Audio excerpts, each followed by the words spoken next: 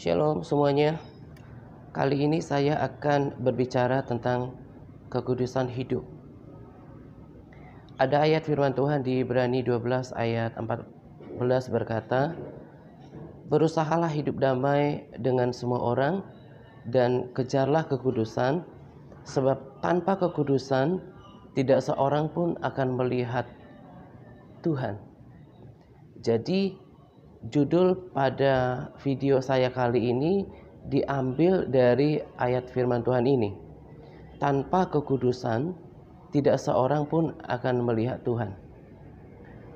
Saya sudah baca firman Tuhan berulang kali dari Kejadian hingga Wahyu, Perjanjian Lama dan Perjanjian Baru. Saya mendapatkan kesimpulan bahwa yang Tuhan kehendaki dari kehidupan orang percaya adalah supaya memiliki kehidupan yang kudus. Saya mengatakan hal ini setelah saya baca dari apa yang Tuhan sampaikan di Imamat 19 ayat 2. Allah berkata seperti ini, "Berbicaralah kepada segenap jemaah Israel dan katakan kepada mereka, kuduslah kamu, sebab aku Tuhan Allahmu kudus." Jadi sejak perjanjian lama, sejak dahulu pada zaman Musa, Allah telah memerintahkan supaya bangsa Israel hidup dalam kekudusan. Kekudusan itu bisa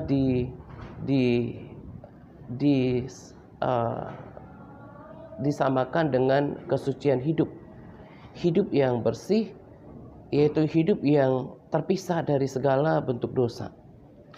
Nah, dan kehendak Tuhan di Imamat 19 ayat 2 itu yang menghendaki supaya umatnya kudus, itu juga diulangi di 1 Petrus 1 ayat 15 dan 16. Di sana dikatakan, "Karena itu hendaklah kamu kudus dalam seluruh hidupmu, sama seperti Dia yang kudus yang telah memanggil kamu." Ayat 16, "Sebab ada tertulis, kuduslah kamu, sebab aku kudus." Jadi ayat firman Tuhan di Imamat 19 ayat 2 tadi juga dikuatkan dengan 1 Petrus 1 ayat 15 sampai 16 tadi, bahwa Tuhan menghendaki umatnya hidup dalam kekudusan. Kita percaya bahwa umat Israel rohani adalah orang Kristen yang sudah dipilih oleh kasih karunia Tuhan. Berarti kalau dari zaman dahulu Tuhan menghendaki orang Israel hidup dalam kekudusan yang disampaikan melalui Musa, maka pada zaman sekarang juga saya percaya bahwa Tuhan menghendaki umatnya hidup dalam kekudusan. Hidup yang terpisah dari segala bentuk dosa. Mungkin saudara yang mendengarkan video ini berkata bahwa apakah mungkin manusia hidup kudus? Saya juga pernah berpikir seperti itu. Banyak sahabat saya, orang-orang yang saya layani juga memiliki pertanyaan yang sama. Memang dalam pemikiran manusia sangat tidak mungkin untuk manusia itu sendiri terlepas dari segala bentuk dosa. Tetapi saya mau yakinkan saudara bahwa Allah tidak mungkin menyuruhkan segala sesuatu yang tidak mungkin untuk dilakukan oleh manusia. Memang tidak mudah, ada harga yang harus dibayar, dan itu tidak instan, perlu proses gitu. Tetapi yang saya mau katakan adalah bahwa kalau Tuhan perintahkan sesuatu, itu pasti bisa kita lakukan.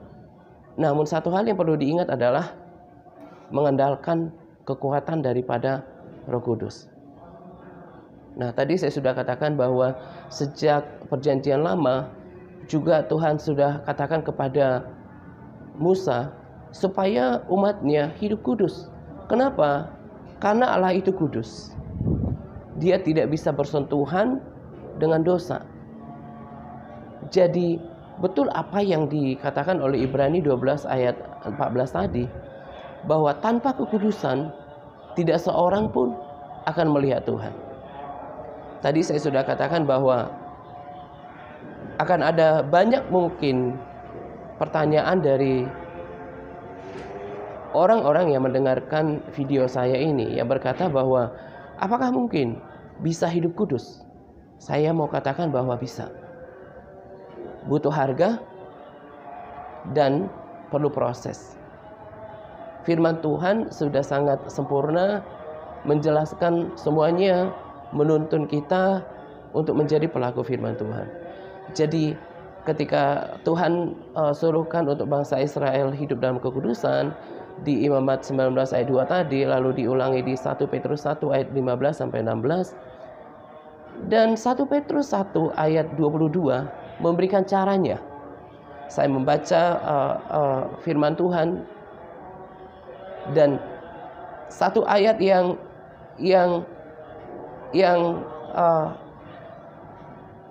cukup pendek ini menjelaskan kepada kita, menjadi solusi atas pertanyaan banyak kita, bagaimanakah manusia bisa hidup kudus gitu ya.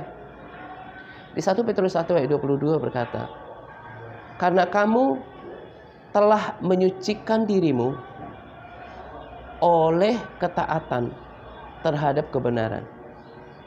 Saya ulangi, di 1 Petrus 1 ayat 22 berkata, karena kamu telah menyucikan dirimu. Menyucikan dirimu ini kan sama dengan menguduskan dirimu. Oleh apa? Oleh ketaatan kepada kebenaran. Jadi kalau ada yang bertanya, bagaimana caranya untuk bisa hidup kudus? Maka jawabannya adalah oleh ketaatan terhadap kebenaran firman Tuhan. Saya akan kasih contoh. Firman Tuhan berkata bahwa karena itu buanglah dusta, dan berkatalah benar seorang akan yang lain. Efesus 4 ayat 25. Efesus 4 ayat 29 juga berkata, janganlah ada perkataan kotor keluar dari mulutmu, tetapi pakailah perkataan yang baik untuk membangun. Lalu Efesus 5 ayat 4 juga berkata, demikian juga dengan perkataan yang kotor, yang kosong, atau yang sembrono, karena hal-hal itu tidak pantas. Nah, ini adalah salah satu contohnya. Berarti kalau mau kudus dalam perkataan, ya jangan berbohong, jangan berkata kotor, jangan berkata yang kosong, yang gak ada artinya. Jangan juga mengeluarkan perkataan-perkataan yang sembrono, yang kasar, gosip, caci maki, fitnah, menghakimi orang lain. Kalau kita hindarkan ini dari diri kita, dari perkataan mulut kita, maka kita akan kudus dalam perkataan. Dalam anggota tubuh misalnya, kalau kita mau kudus dalam anggota tubuh, maka jaga mata kita dari melihat hal-hal yang tidak pantas. Jangan melihat hal-hal yang porno. Demikian juga dengan anggota tubuh yang lain. Sebetulnya tadi juga termasuk menjaga kekudusan anggota tubuh, menjaga mulut kita, tetapi juga menjaga kekudusan perkataan, menjaga kekudusan mulut, dan juga kekudusan perkataan. Anggota tubuh yang lain, kalau mau kudus dalam anggota tubuh, maka jangan melakukan percabulan, jangan melakukan perzinahan, jangan mabuk, jangan melakukan dosa-dosa lain dengan anggota tubuh kita. Maka kita akan kudus dalam anggota tubuh. Dalam hati misalnya, jangan suka iri sama orang, jangan cemburu, jangan dengki, jangan memiliki hati yang bermusuhan. Nah, kalau ini kita lakukan, maka ketaatan kita tadi terhadap kebenaran akan membawa hidup kita kepada kekudusan. Nah, kekudusan inilah satu-satunya syarat untuk bertemu dengan Tuhan. Baik ketika bertemu dengan Tuhan itu nanti, entah the rapture atau the second coming, atau bahkan ketika kita mati duluan, kita nggak tahu apa yang terjadi duluan gitu ya. Inilah yang membuat kita bisa melihat wajah Tuhan. Tetapi saya percaya bukan dalam konteks itu saja, tetapi ketika kita hidup di dalam dunia ini. Mazmur 29 ayat 2 berkata, berilah kemuliaan kepada Tuhan dan sujudlah kepada Tuhan dengan berhiaskan kekudusan. Artinya apa? Bahwa kalau mau melihat Tuhan juga dalam merasakan Tuhan dalam hadiratnya, perlu kekudusan. Itulah kenapa orang yang tidak menjaga perkataannya, dari bohong, ketidakjujuran, perkataan yang kasar, yang kosong, yang sembrono, bahkan yang mencaci maki, memfitnah orang, menghakimi, saya yakin 100% bahwa orang seperti ini tidak akan pernah melihat Tuhan melalui hadiratnya. Gak mungkin. Karena Tuhan berkata bahwa, firman Tuhan berkata bahwa kalau mau bersujud, datang kepada Tuhan beribadah, harus dengan kekudusan.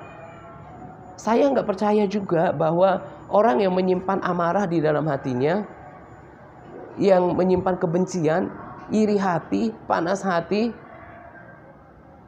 menyimpan dendam, tidak mengampuni, tidak mungkin bisa bertemu dengan Tuhan di dalam hadiratnya. Mungkin dia berdoa, bahkan mungkin dia pelayanan, tetapi tidak akan ada persekutuan dengan Tuhan itu sendiri. Karena itu adalah pengalaman hidup saya sendiri. Ketika dahulu saya hidup di dalam dosa, saya tidak bisa menikmati hadirat Tuhan barang 1 jam saja. Setelah saya belajar untuk menjadi pelaku firman, menaati firman Tuhan, maka saya bisa menikmati Tuhan melalui hadiratnya.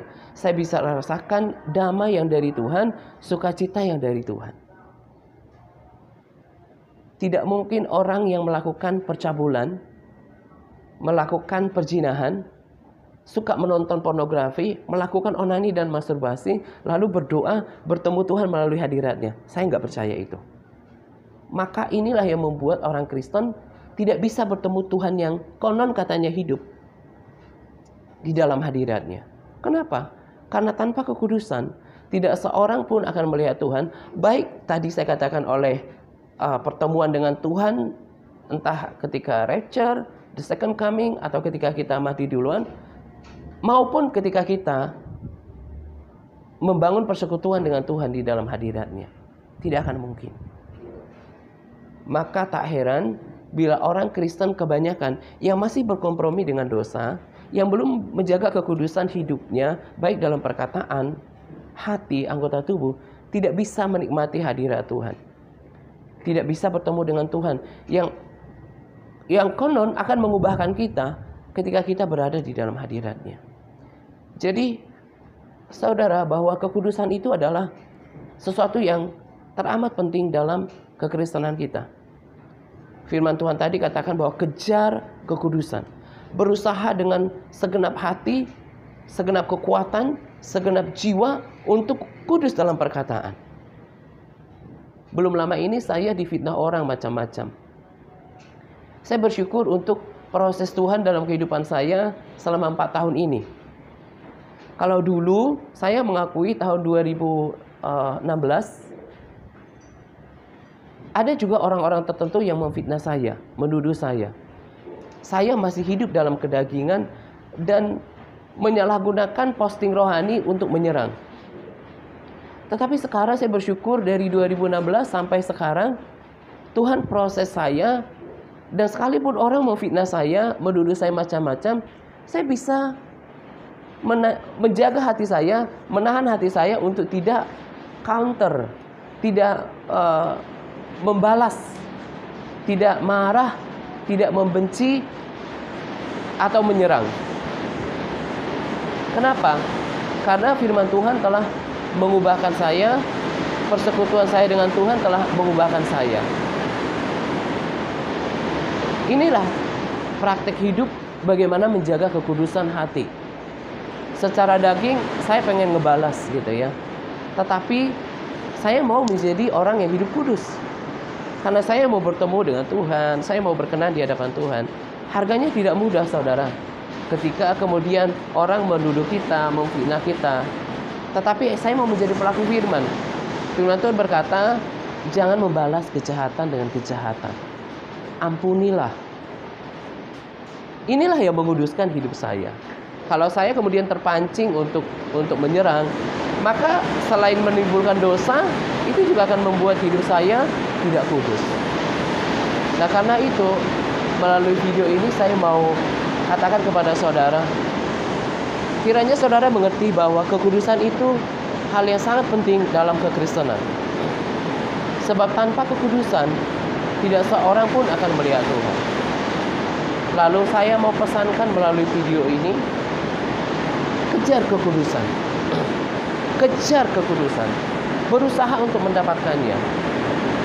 Memang tidak mudah, dan mungkin dan jelas tidak instan. Tapi kita harus pahami apa yang firman Tuhan katakan, kejar. Berarti usahakan kekudusan itu. Kalau tidak, nanti tidak akan ketemu Tuhan, baik di dalam hadiratnya maupun di dalam kerajaan surga. Lalu pesan yang juga penting adalah, karena tadi cara untuk hidup kudus adalah dengan taat kepada kebenaran. Tadi kan dikatakan di 1 Petrus 1 ayat 22, karena kamu telah menyucikan dirimu oleh ketaatan kepada kebenaran. Jadi bagaimana supaya kita bisa hidup kudus? Taatlah kepada kebenaran. Bagaimana mau tahu kebenaran itu? Harus baca Alkitab. Itu yang selalu saya pesankan dalam video saya, yang saya sering pesankan melalui video saya, harus baca firman. Sebab saya tahu bahwa kenapa banyak orang Kristen melakukan dosa adalah karena dia nggak tahu kebenaran firman Tuhan. Memang ada juga yang tahu firman Tuhan tapi tidak menjadi pelaku atasnya. Tetapi dasarnya menurut saya adalah karena orang tidak tahu kebenaran terlebih dahulu. Karena itu baca firman Tuhan. Di dalam pelayanan saya di TRC ini, saya tetapkan untuk orang membaca firman Tuhan. Namun membaca firman Tuhan tidak mesti bergabung dengan kami di TRC. Tetapi bila Anda berpikir bahwa rasanya cocok nih komunitas untuk saya bisa memiliki komunitas yang membaca firman Tuhan bersama-sama dan menjadi pelaku firman atasnya, bergabung bersama dengan kami di TRC. Di grup WA saya akan menuntun Anda untuk membaca firman Tuhan dan bertumbuh menjadi pelaku atasnya, untuk kemudian kita bisa mencapai kekudusan, supaya kita bisa bertemu dengan Tuhan di dalam kerajaan surga. Nah, ini saja yang saya mau bagikan pada video ini. Nah, kiranya suara hujan ini tidak mengganggu, ya. Dan nantikan saya kembali pada video saya selanjutnya. Tuhan Yesus memberkati kita berlimpah-limpah. Amin.